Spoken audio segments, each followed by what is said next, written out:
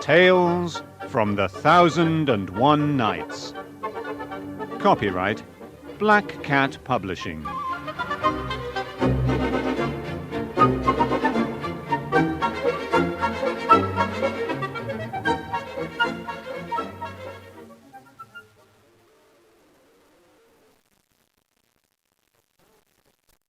The Story of Shahraya and Shahrazad, his vizier's daughter. Part 1.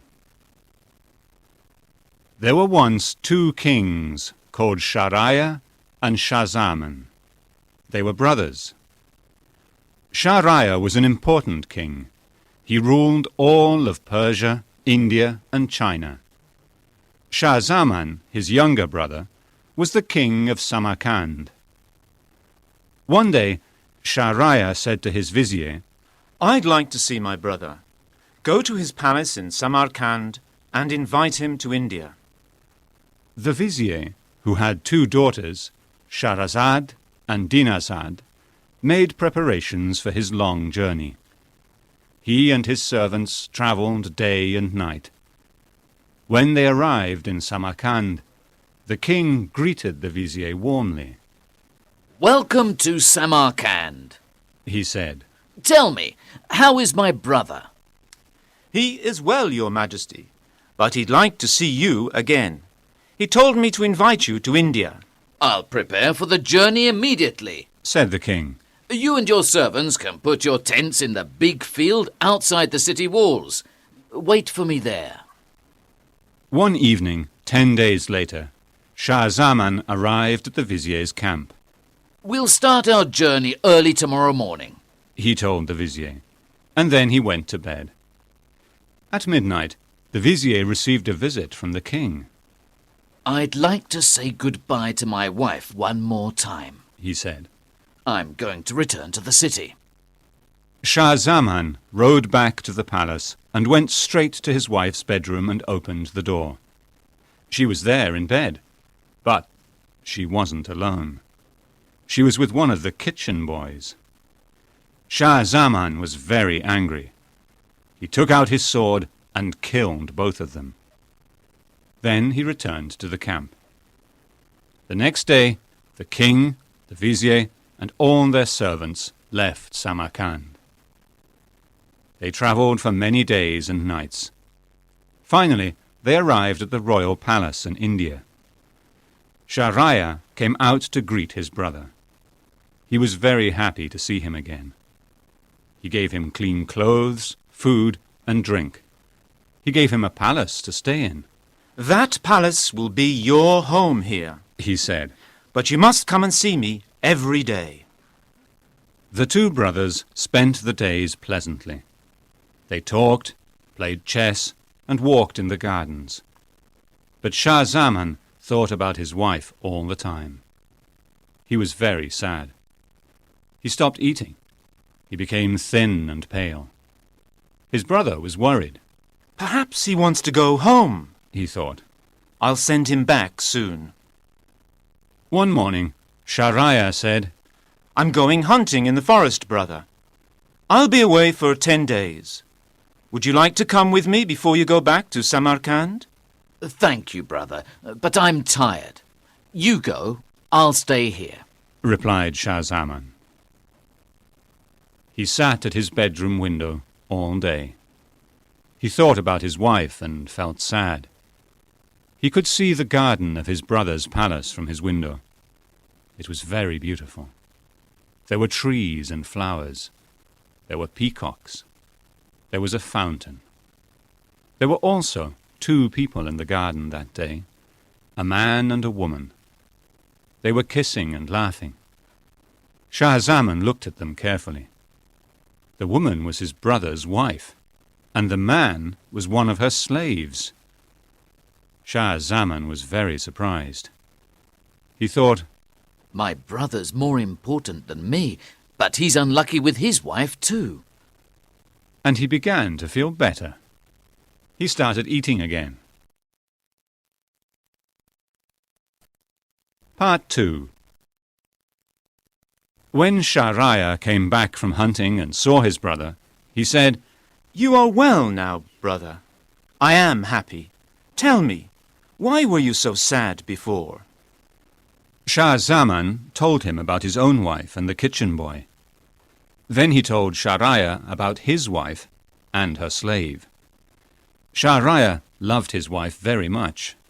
He said, "I don't believe you. My wife's a good woman." Go hunting again tomorrow, said his brother. but come back secretly in the evening. Then you'll see them. So the next day Shahryar went to the forest. When it was dark, he returned on foot. In the morning, the king went to his brother's room and looked down into the garden. His wife and her slave were there. They were kissing and laughing. Shahryar was very angry. He immediately called his vizier. "Kill them both," He said, Oh, brother, said Shah Zaman. there are no good women in the world. They are all bad. "You are right, brother." The king replied sadly. Soon after this, Shah Zaman went back to Samarkand. One night, a month or two later, Shahryar said to his vizier, "I want a new wife. Go and find one for me." The vizier found a girl. He took her to the king's bedroom, and Shahryar married her. In the morning, he said to his vizier, "Now kill her." The next night, he told his vizier to find him another girl. The vizier found one, and Shahryar married her. In the morning, he told his vizier to kill her.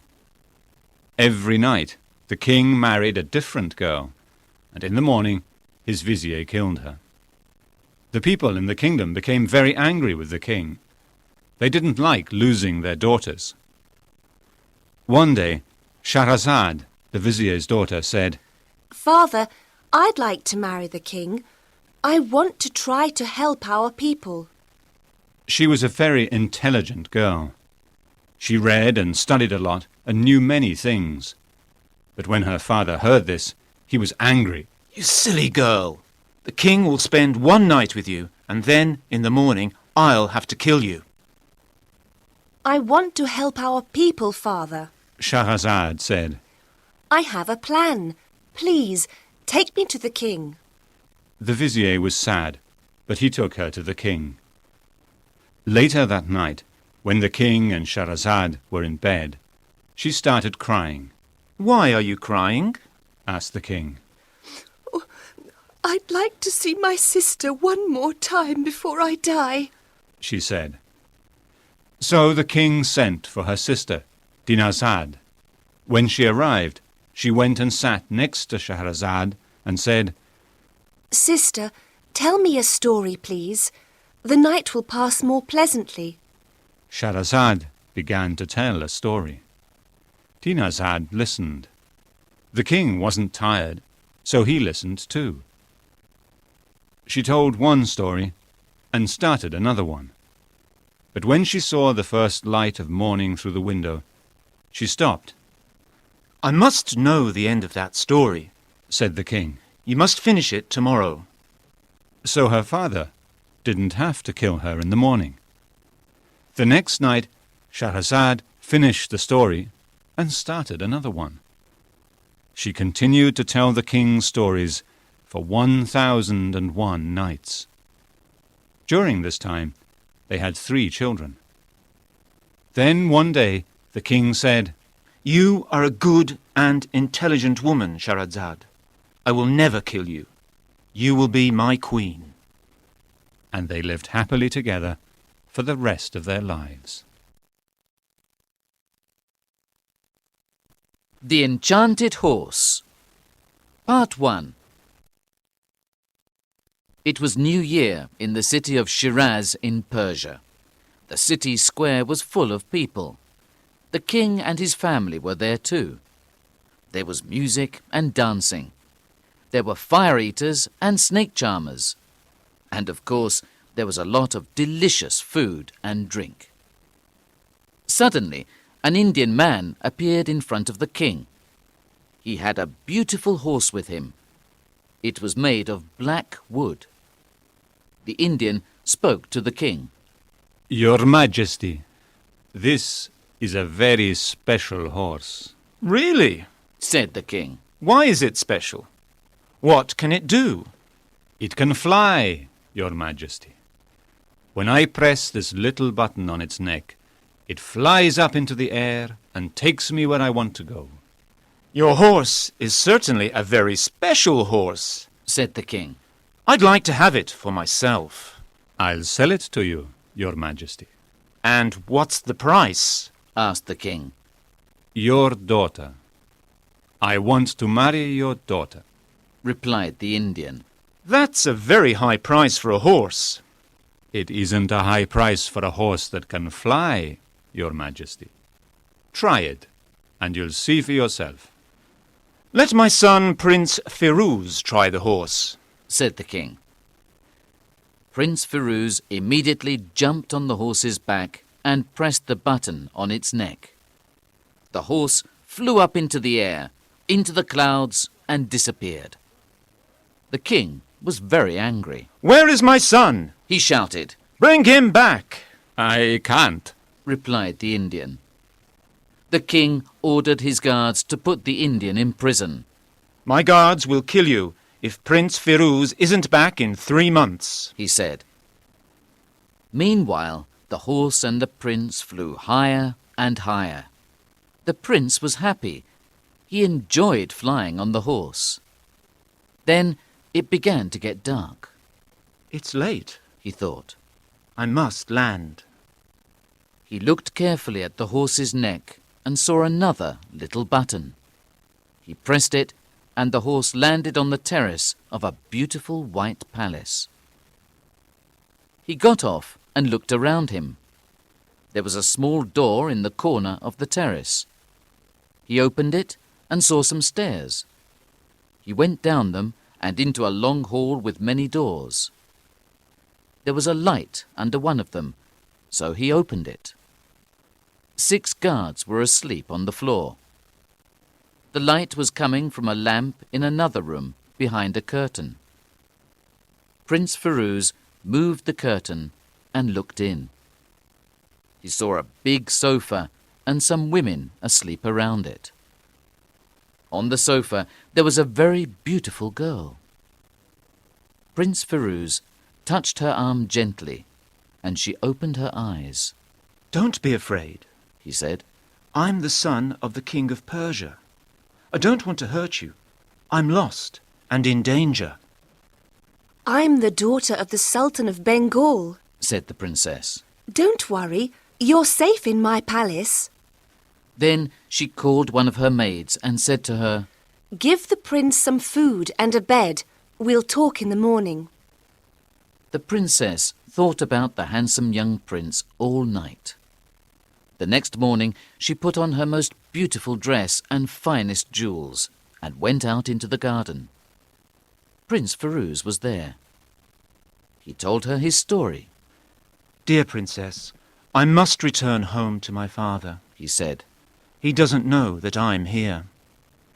The princess was sad when she heard this. Can't you stay for just 2 more days? She asked. I'm lonely here. My maids and the palace guards are my only companions. The prince looked at the sad face of the beautiful Princess of Bengal and decided to stay. Part 2. The days became weeks, and the weeks became months. The prince and the princess fell in love. They wanted to get married. One day, Prince Firuz said, I must go back to Persia. My father's waiting for me. Come with me. We can get married and live there. The princess agreed. So that night after dark, they both got on the horse's back and flew across the skies to Persia. They landed in the garden of a small house outside the city. Stay here tonight, he told her. I'll come for you tomorrow. Then Prince Firuz went to his father's palace. The king was very happy to see his son again. He told the guards to bring the Indian to him. "Take your horse and never enter my kingdom again," he said to him. The Indian was angry with the king because he put him in prison, and he was angry with Prince Firuz because he took his horse. He wanted his revenge. The palace guards told the Indian that his horse was in a house outside the city, so he went there the next day. A servant answered the door. The Indian said, "The prince is waiting for the princess. She must come with me to the palace." A few moments later, the princess was on the horse behind the Indian. They flew up into the air and in the direction of the palace. The prince and the king looked up and saw them. But the horse didn't land there. It flew over the palace and disappeared. The prince was afraid. "The princess is in danger. I must go and look for her immediately," he said to his father. The horse took the Indian and the princess to India. It landed in a forest near the Sultan of Kashmir's palace. The princess started shouting for help. The Sultan was hunting in the forest that day, and he heard her. "Perhaps that girl is in danger," he thought. "I must go and save her." When he saw the Indian, he pulled out his sword and killed him. Then he put the princess on his horse and they rode back to his palace. Early the next morning, the princess heard a lot of noise outside her room. What's that noise? She asked a maid. The servants are preparing for your wedding. Tomorrow you will marry the Sultan, she said. The princess was horrified. I must do something, she thought. I can't marry the Sultan. I don't love him. She started shouting and crying and pulling her hair. The maid was afraid. She went to the Sultan and said, The princess is ill. She can't marry you tomorrow. "Look after her," he said. "and we'll get married when she's better." But weeks and months passed. Many doctors came to see the princess, but she didn't get better. Then, one day, a young doctor from Persia arrived at the palace gate. It was Prince Firuz. The princess was very happy to see him. "We must escape," the prince told her. "and I have a plan. But first, you must stop crying and smile at the Sultan." So the princess stopped crying and smiled at the Sultan. He was very happy. "You are a very good doctor," he said to Prince Firuz. "The princess is well now. You can go home." "She isn't completely well," the prince said. "The enchanted horse put a magic spell on her. Bring the horse and the princess to the square this afternoon, and I'll take away the spell. Tell all the people in the town to come and watch." At 4 o'clock that afternoon, the city square was full of people. The Sultan and the princess were there too. When the guards brought the horse, Prince Firuz made 4 fires around it. He said some strange words and threw some powder into the fires. Suddenly, there was a lot of smoke. It was impossible to see anything. At that moment, Prince Firuz and the princess jumped on the horse's back and the horse flew up into the air. Soon they arrived at the king's palace in Shiraz. The king and his people were very happy to see them. The next day, the prince and the princess got married, and they lived happily for the rest of their lives. Ali Baba and the 40 Thieves. Part 1. Kazim and Ali Baba were brothers. They lived in a city in Persia. Kazim was rich. He had a shop. He bought and sold gold there. Ali Baba was poor. He collected wood in the forest and sold it in the city. One day, while he was collecting wood, Ali Baba heard the sound of horses' hooves in the distance. Who's coming here? He asked himself. Perhaps they are thieves and want to steal my wood. I'll hide in this tree. He quickly climbed up the tree and hid in the branches. The horsemen arrived. Ali Baba counted 40 men. They were big and strong, and they had black beards. Each of them had a heavy saddlebag. I was right. They are thieves, thought Ali Baba. There was a big rock near the tree. The captain of the band of thieves went up to it and said, "Open, sesame!" Immediately, a large door opened. They all went inside, and the door in the rock closed behind them. The captain and his men stayed in the cave for a long time. Ali Baba began to get tired. Suddenly, the door opened and they came out. Their saddlebags were empty now. The captain said, "Shut, sesame!" and the door closed and disappeared. Then they got on their horses and rode away. Ali Baba climbed down the tree. I'll try those magic words. Perhaps there is treasure in the cave, he thought. Open, sesame!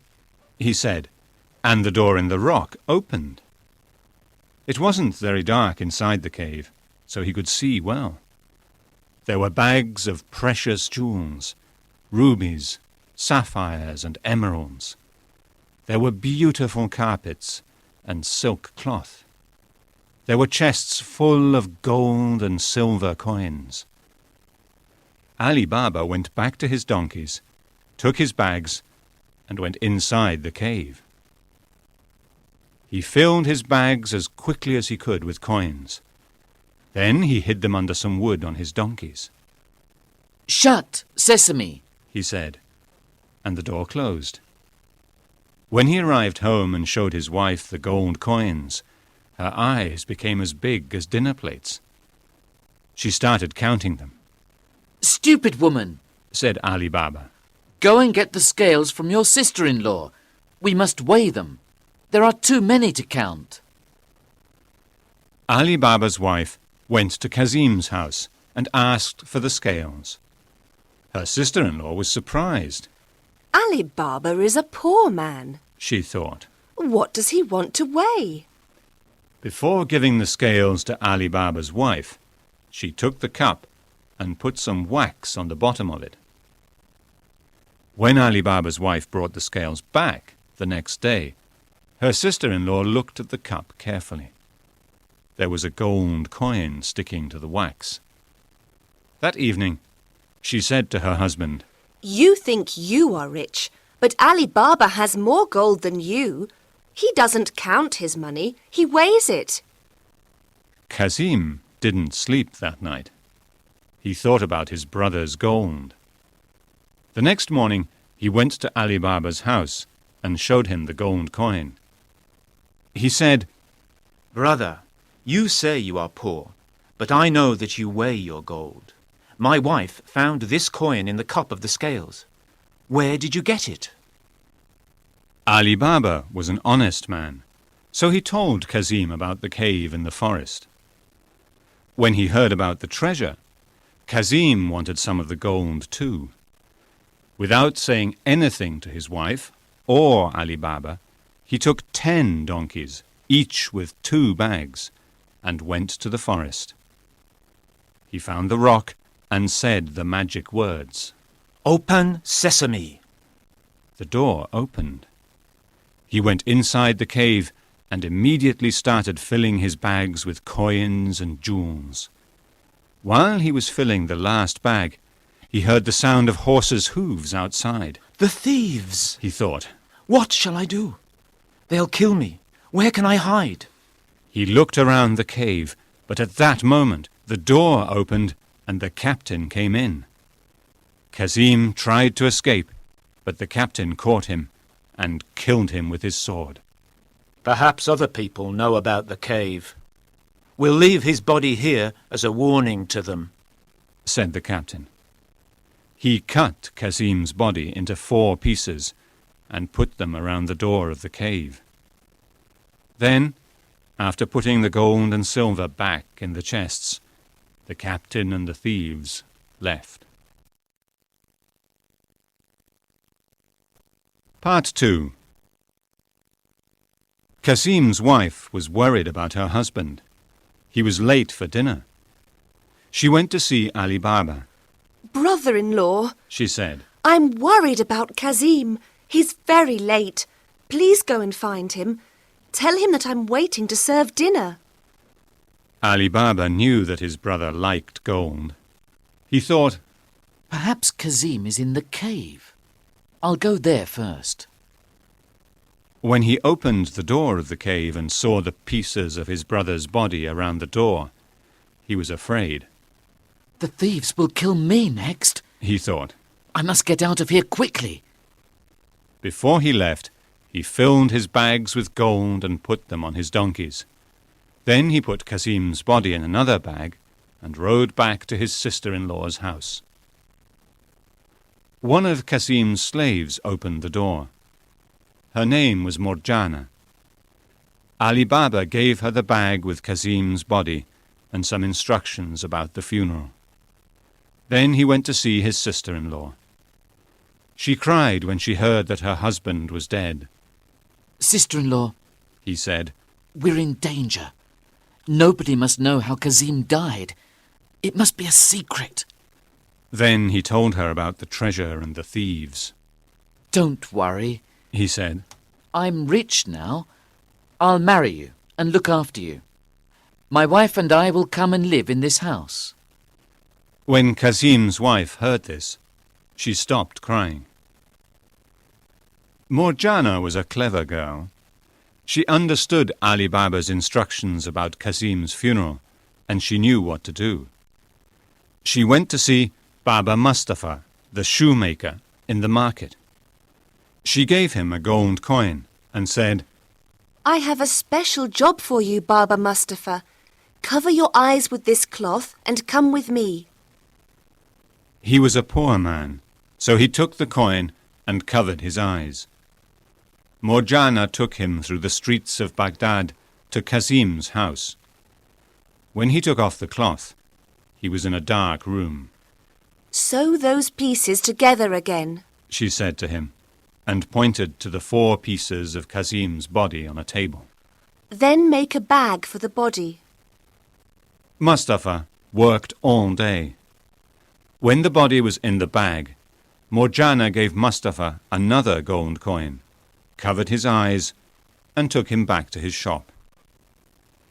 3 days after Kazim's funeral, Ali Baba moved into his house. In the meantime, the thieves returned to the cave. Where's the body of that man? Where's our gold? They asked angrily. The captain said, Someone knows the magic words. We must find him and kill him before he steals the rest of our treasure.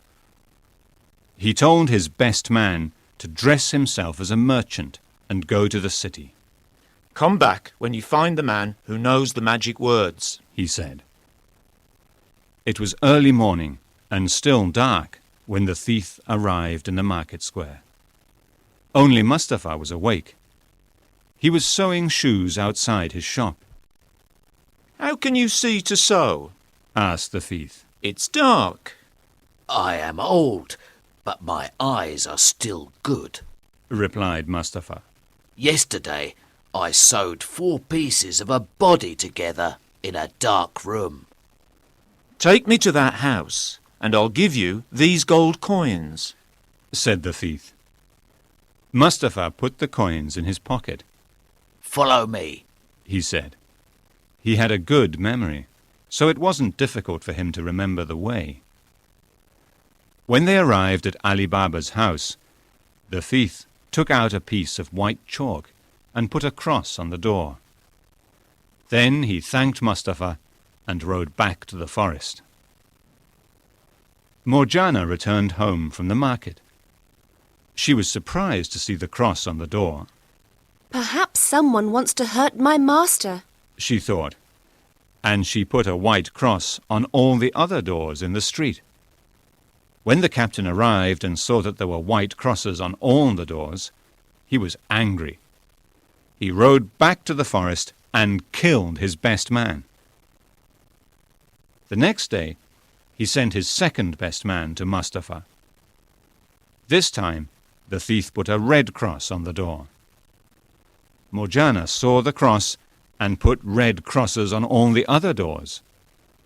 When the captain arrived and saw that there were red crosses on all the doors, he was angrier than before. He rode back to the forest and killed his second best man. "Tomorrow I will go and find this man's house," he said. When he returned from the city, he called his men together. "We must kill this man and take back our gold and jewels," he said. "and I have a plan." Part 3. The captain told his men to bring him 38 big oil jars. He filled one of the jars with oil and told his men to climb into the others. Then he put the jars on donkeys. He dressed himself as a merchant and rode to Ali Baba's house. Morgiana opened the door. "I'm an oil merchant," he said. "All the hotels in the city are full, and it's late. Can the master of the house give me a bed for the night?" Ali Baba was happy to help the merchant. Tell him to leave his jars downstairs. He said to Morgiana. After dinner, the captain went downstairs and whispered to his men in the jars. "When I say, 'It's time,' break the jars and come upstairs." Then he went to bed. Morgiana was in the kitchen. She wanted to make some soup, but she didn't have any oil. The merchant's jars are full of oil. She thought. I'll take some from one of them. She took her pan and went downstairs. While she was closing the door, a voice from inside one of the jars said, "Is it time yet?" She was very surprised. She answered, No, it isn't time yet. She went to another jar. A voice said, "Is it time yet?" She gave the same answer as before. She went to the other jars, one by one.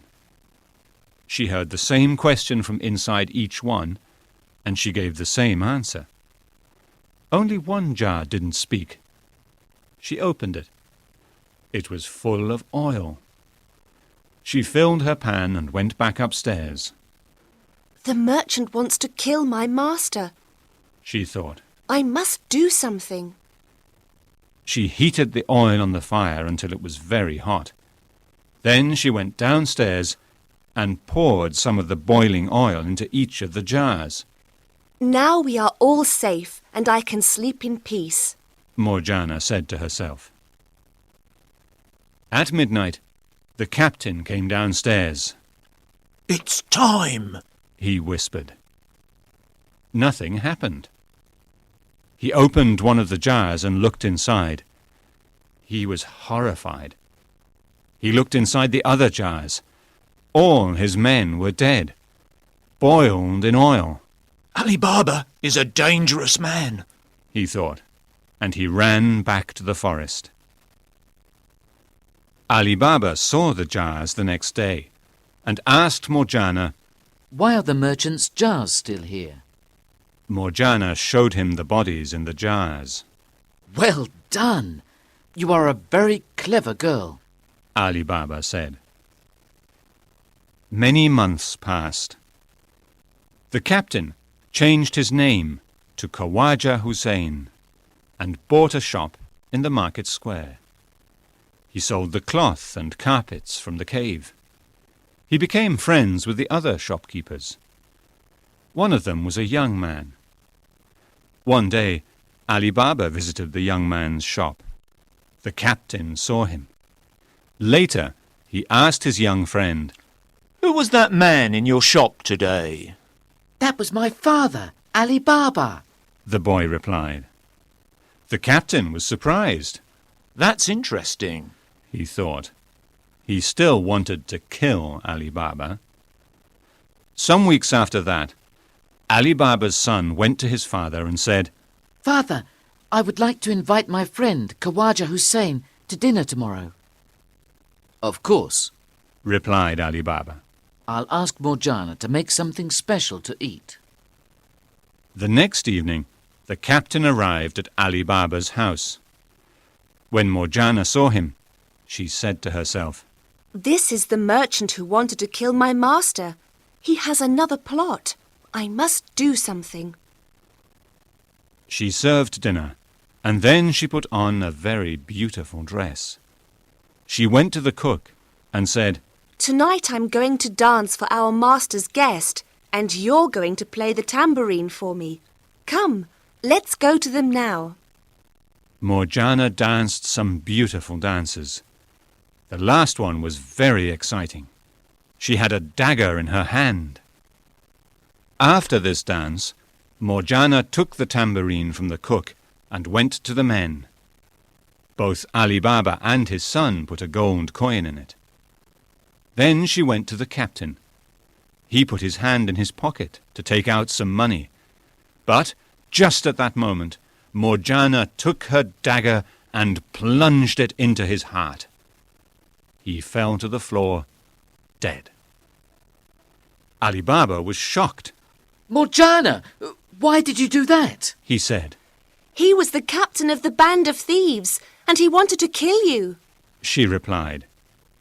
She lifted the man's jacket and showed Ali Baba the knife in his belt. You are a very clever woman, Morjana, he said. Then he looked at his son and said to him, Son, you must marry Morjana. She is the cleverest woman in Persia. The Second Voyage of Sinbad the Sailor. Part 1. There was once a sailor from Baghdad, called Sinbad. He made 7 long voyages in his life. They were all full of adventures. He met many strange people and saw many strange things. When he was old, he liked telling people about his adventures, and they liked listening. This is the story of his second voyage. When I returned home from my first voyage, I lived a comfortable life in the city for some years.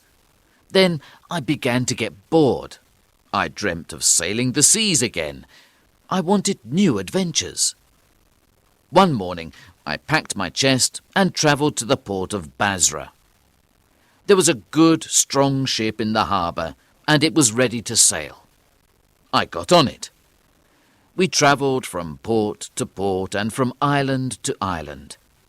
The other passengers on the ship were merchants, and when we stopped, they bought and sold things. Soon, I began to do the same. Weeks and months passed pleasantly, but without adventure. Then, one day, the wind took our ship to a strange and beautiful island. There were trees with delicious fruit, flowers of many colours, and streams of sweet water. The air was full of the songs of birds, but there weren't any people. The other passengers started to explore the island. I was tired, so I sat under a tree. I ate some of the delicious fruit from the trees and drank some of the sweet water from the streams. Then I fell asleep. When I woke up, I looked around.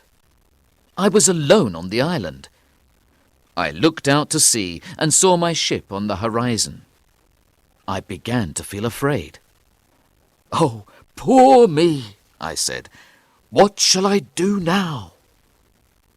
I walked around the island for an hour or more. Then I climbed a tall tree. I can get a better view of the island from the top of a tree, I thought. I looked left and right, but I saw only trees, flowers, birds, the sea and the sky. Then I looked more carefully. There was a big white object in the distance. I decided to go and have a look at it. When I got nearer, I saw that it was a dome. I touched it and walked round it. It was very smooth and very big, but there were no doors or windows in it. Suddenly, it became dark. I looked up and saw an enormous bird above me. It covered the sun. "A rock," I said to myself. "And this white dome is her egg." I remembered a traveller's story about these birds. It said that rocks caught elephants for their babies to eat. Just at that moment, the bird landed on top of her egg, and soon she was asleep. I quickly took off my turban and tied one end of it to the rock's foot and the other around my waist. "Perhaps this bird will take me to a land where there are cities and people," I thought. I waited all night. In the morning, the rock woke up and flew away, and she took me with her. She didn't take me very far. We landed on the side of a mountain. I quickly untied my turban and hid behind a rock. The rock picked up a huge snake in its talons and flew away. I looked around me. I saw a lot more snakes. They were sleeping among the rocks. "This is a terrible place," I thought. There was fruit to eat and water to drink on the island, but there are only snakes here. Listening activity. The island of Sri Lanka is in the Indian Ocean, southeast of India. It is shaped like a big pear, with the small part in the north and the large part in the south. The greatest length is 440 kilometres, and the greatest width is 220 kilometres. The largest city, Colombo, is on the west coast. The port town of Trincomalee is on the northeast coast. It has one of the best natural harbours in the world. Gal is another port town. It is on the southwest coast. In the south-central part of the island, there are many high mountains. The highest mountain is Mount Piduru Talagala. It is 2,524 metres high. In the north, the land is flat and dry. There are many rivers and streams in Sri Lanka, especially in the south-central region. The longest river is the Mahaweli Ganga. It is 335 kilometres long. It starts in the mountains in the south-central region and empties into the Indian Ocean south of Trincomalee. Part 2. I walked down into the valley. There weren't any trees or flowers, only sand and rocks. The small stones under my feet sparkled in the sunshine. I looked at them more carefully. They weren't stones. They were diamonds. Then I knew where I was. "This is the Valley of Diamonds," I said to myself. "Nobody escapes from here." I began to feel very afraid. I looked around. The snakes were still asleep among the rocks. Their bodies were as thick as tree trunks. "They'll wake up when it is dark," I thought, "and come out to look for food. I must find a safe place to sleep tonight. Perhaps there are some caves here." It was beginning to get dark, and I could hear the snakes. They were waking up. I walked faster. Soon I found a cave. It was big and dark inside, but the floor was dry. This is a good place to sleep, I thought. I'll put a big rock in the mouth of the cave to keep the snakes out. I'll be safe here until the morning. I went in and looked around. At the back of the cave, I could see 2 small red lights. 2 eyes. There was a huge snake there. She was sitting on her eggs. She was looking at me. I ran out of the cave. It was completely dark in the valley now, and the snakes in the rocks were coming out. They made a terrible noise. I was very afraid. I decided to stay in the cave. 1 snake is better than 100, I thought, and she is more interested in her eggs than she is in me. So I found a rock and closed the cave. I was awake all night. I could hear the snakes outside. The noise was terrible. The snake at the back of the cave sat on her eggs and looked at me. When I saw the first light from the sun, I moved the rock and went out. It was quiet. The snakes were asleep, so I left the cave and started walking down the valley. Suddenly, something fell out of the sky and landed at my feet. It was a big piece of meat. Then another piece of meat fell out of the sky. I was very surprised, but I remembered another traveller's story about the Valley of Diamonds. The story said that diamond merchants never came into the valley because it was a very dangerous place, but they had a very clever way of getting the diamonds out. They stood on the tops of the mountains and threw big pieces of meat down into the valley. The meat was soft, so the precious stones stuck to it. At midday, rocks and eagles flew down into the valley. They picked up the pieces of meat and carried them up to the tops of the mountains. When the birds landed, the merchants shouted loudly and made a lot of noise. The birds were afraid and flew away. Then the merchants took the diamonds out of the meat and put them into chests. This was the only way of getting the diamonds out of the valley. Later, the merchants sold the precious stones in the cities for a lot of money. The story gave me an idea. I filled my pockets with the biggest diamonds I could find. Then I tied myself to a piece of meat with my turban. Soon an eagle came down. It picked up the piece of meat and me and flew up to the top of a mountain with it. As soon as we landed, there was a lot of noise and shouting. The bird was afraid and flew away. I untied myself quickly and started to run. "Hey, you! Stop!" a man shouted. I stopped. "Don't hurt me, sir," I said. "I'm an honest man.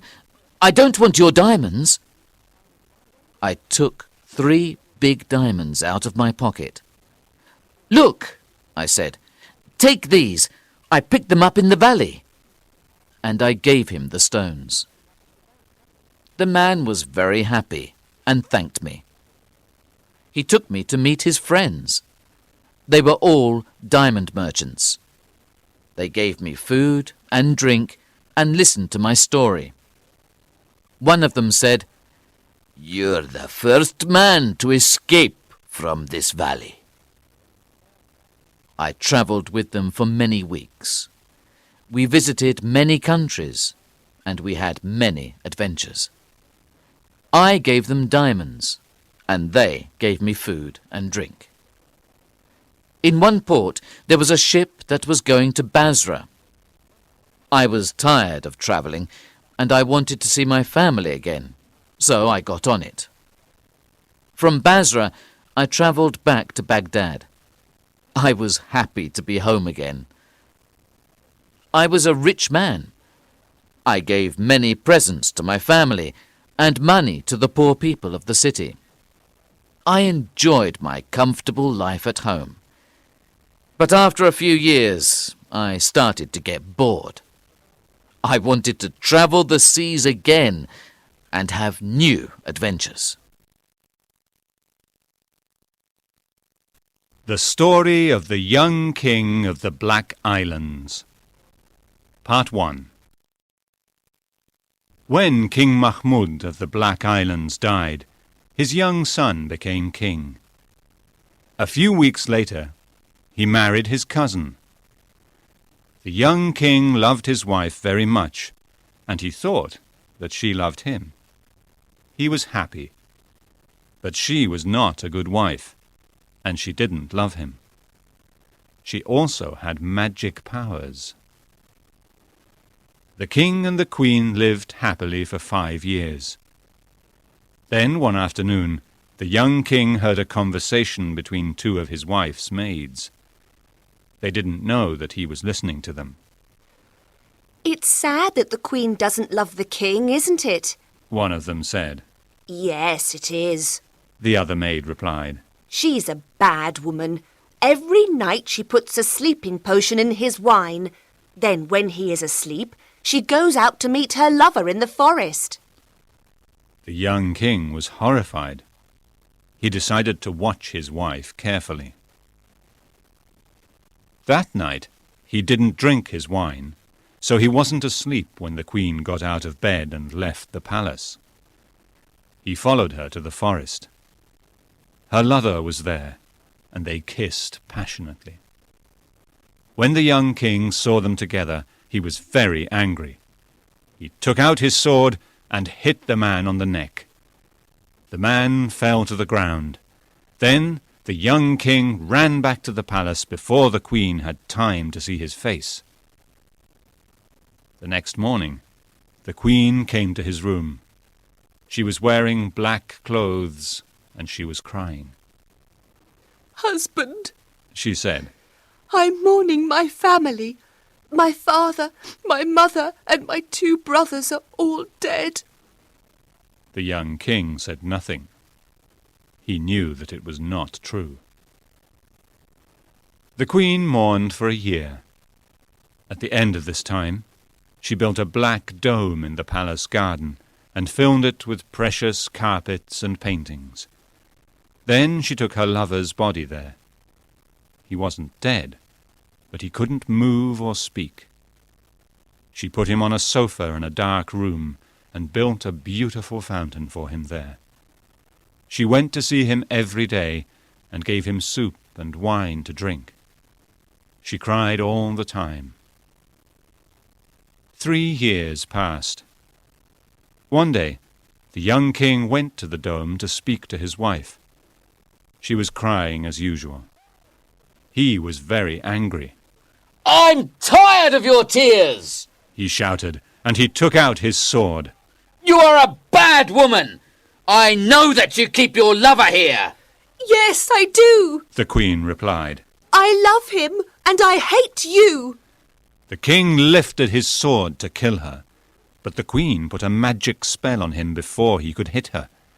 She turned his legs into a block of black marble.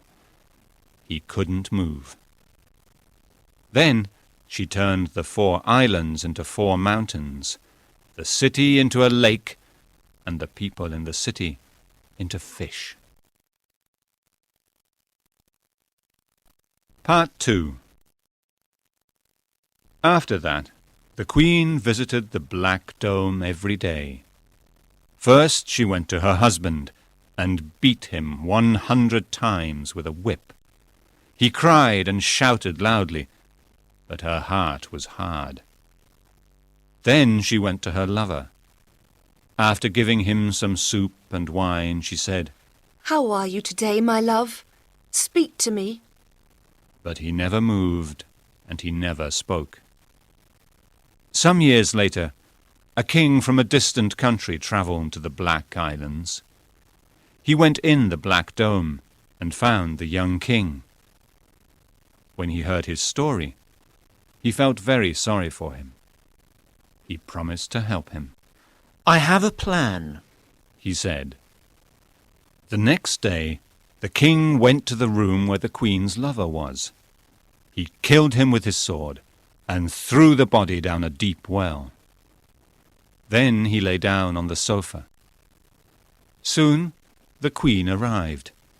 She went to her husband and beat him 100 times.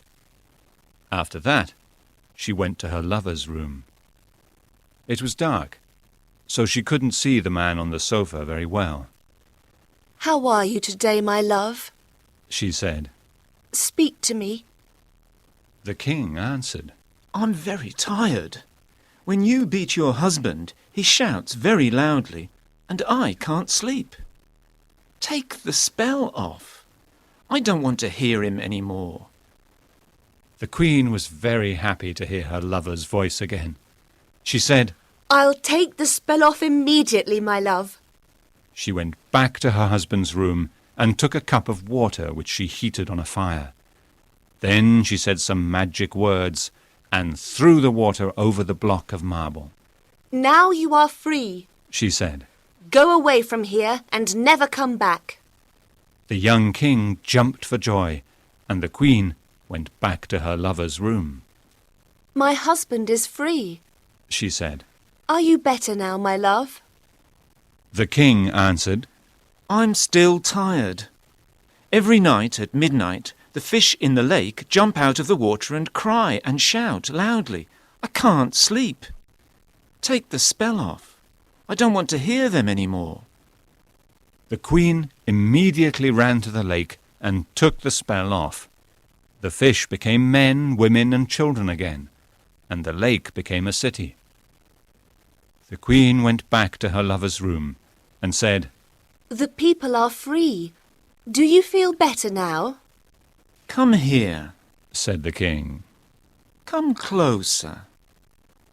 The queen moved closer.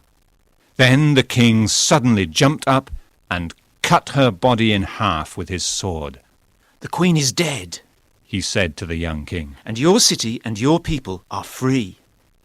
The young king was very happy. Why don't you come back with me to my country? Asked the king. I have no children of my own. You can be my son and rule my kingdom when I die. Thank you, I will. Replied the young king immediately. I never want to leave you. Good. Said the king. I'll send my vizier to the Black Islands. He'll be a good sultan. So the two kings made preparations for their long journey back to the king's country. They arrived safely, and they both lived peacefully for the rest of their lives.